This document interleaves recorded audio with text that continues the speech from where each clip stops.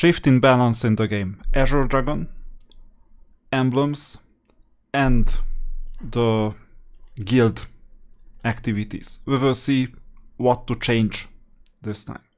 So Azure Dragon, let's start with this one. You know how it's usually played. You fight. And you need to select the hero that has a thumbs up next to it. Even if it's a 1-star hero, it doesn't matter. Sometimes you have 2-star heroes like Solomir, sometimes you have higher. Actually, Solomir is tower, so I have some tower units, so why not? Usually you have 3 heroes that you can select. This implies that you need those generation 1, generation 2 hero tokens. First, let's do the battle. I'm gonna deal max damage. There is nothing special in here. I usually leave this on auto.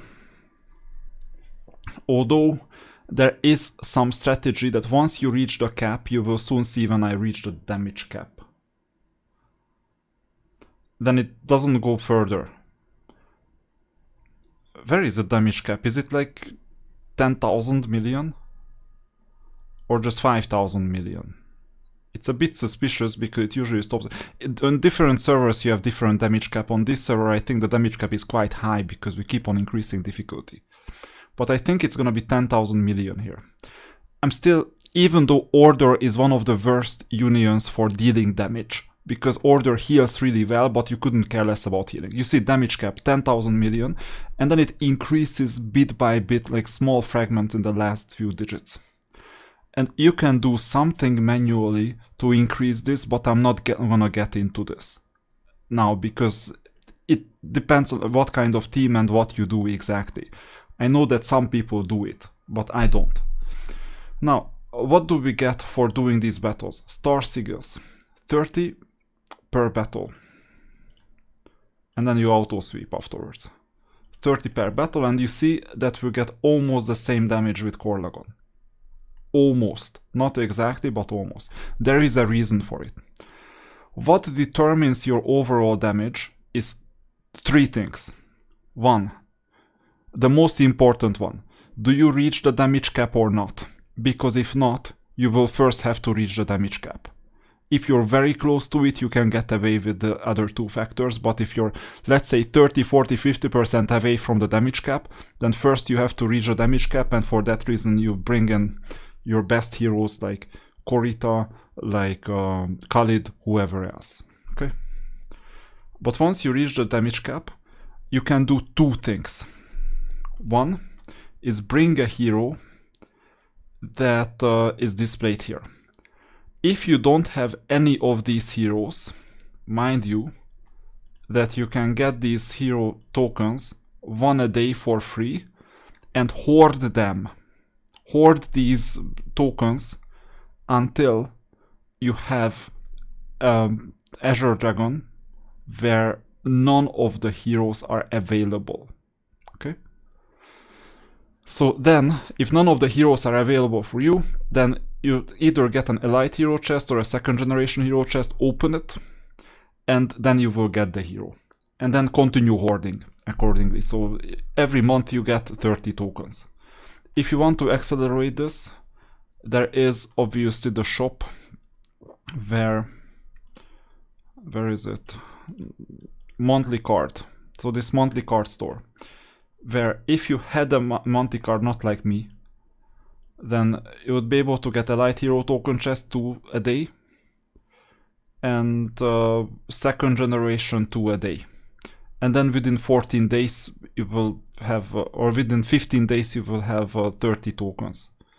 So this means you get essentially 3 heroes a month if you have a monthly card.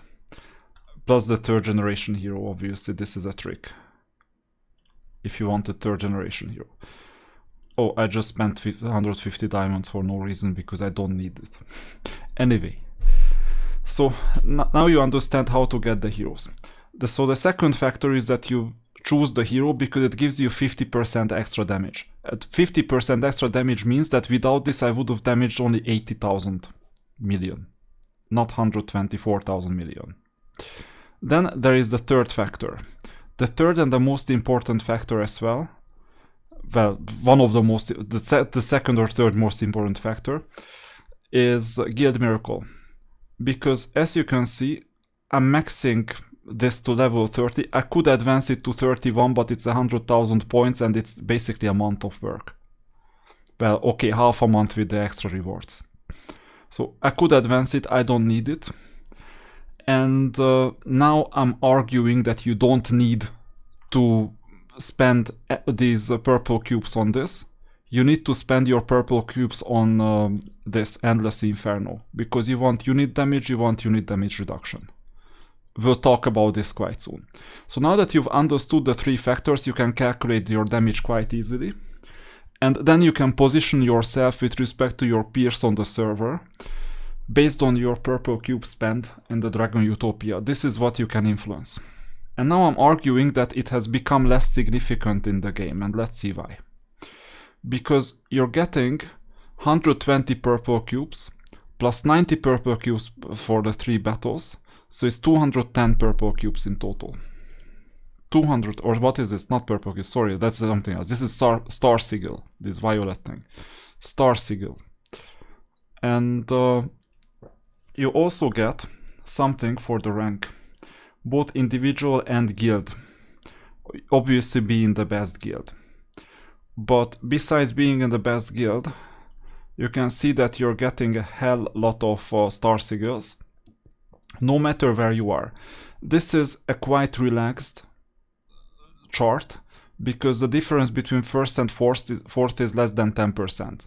Now, the beauty lies in these chests. I don't have an exact distribution of these chests, but I have loaded another account on my phone. I cannot load it at the moment on screen, where I have 51 of the gold chests, and I'm gonna open these 51 gold chests right now.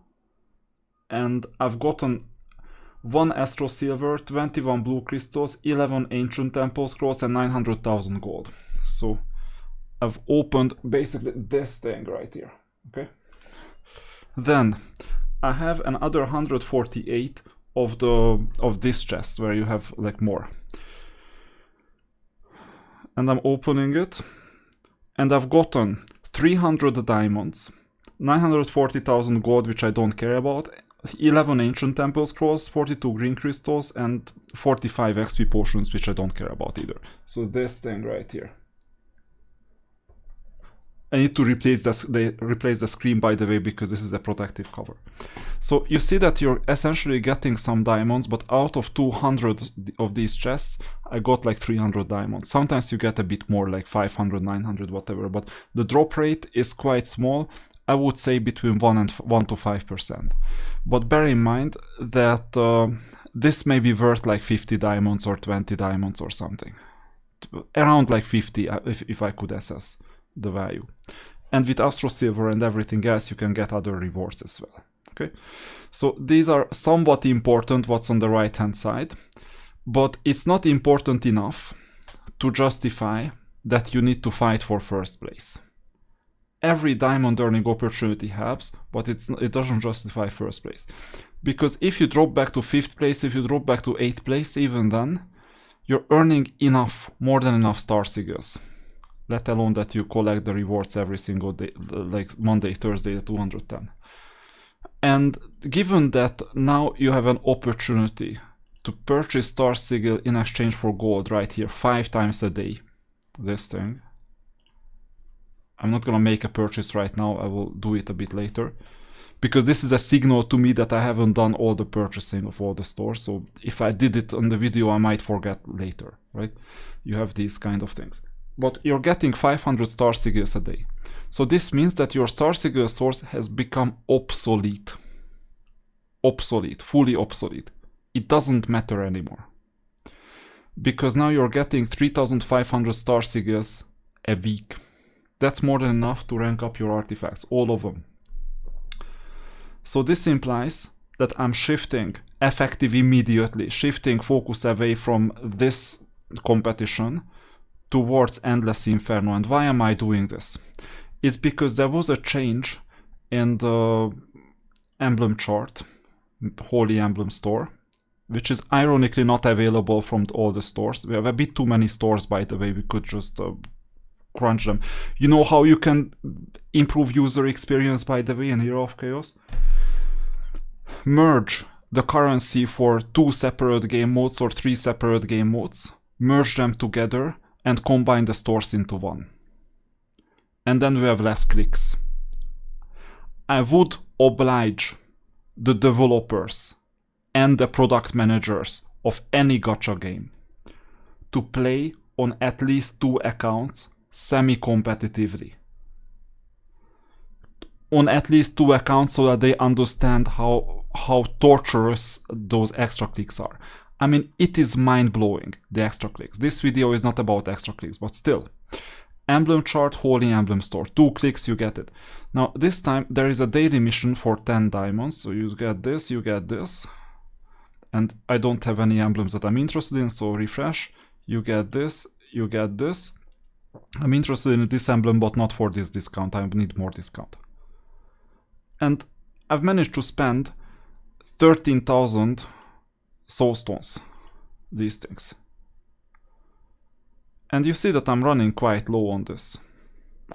Because Order has a harder time advancing than Chaos, than Death. And my competitors are Chaos and Death in here. So this is why. I have a competitive disadvantage, so I obviously have to shift my priority and my focus to here on the right hand side. This one, to get more unit damage reduction. I've gotten into a new level today. So this is why you make these changes, because as the store changed, you need more of these soul stones. And by the way, this also implies that you might want to shift your focus away here from the usual purchases, because some things are required to be considered a bit differently. And you get a better deal. So these 7,000 soul stones don't mean much, but they mean a bit. Also on the Sunday, Monday, Tuesday missions, when you have some quest for like Cove or whatever other faction, purchasing soul stones doesn't hurt either. I happen to purchase Astro Silver instead, because that gives me the biggest power creep, and Universal Hero Tokens is also a candidate because I'm running quite low on Universal Hero Tokens on this account. This was a free-to-play account for quite long. So this is the idea.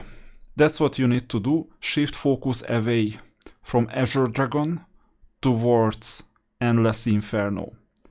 And one lever to do this. So the lever is that instead of prioritizing this, you're gonna prioritize this. And then you will have an easy time and you will thank yourself later.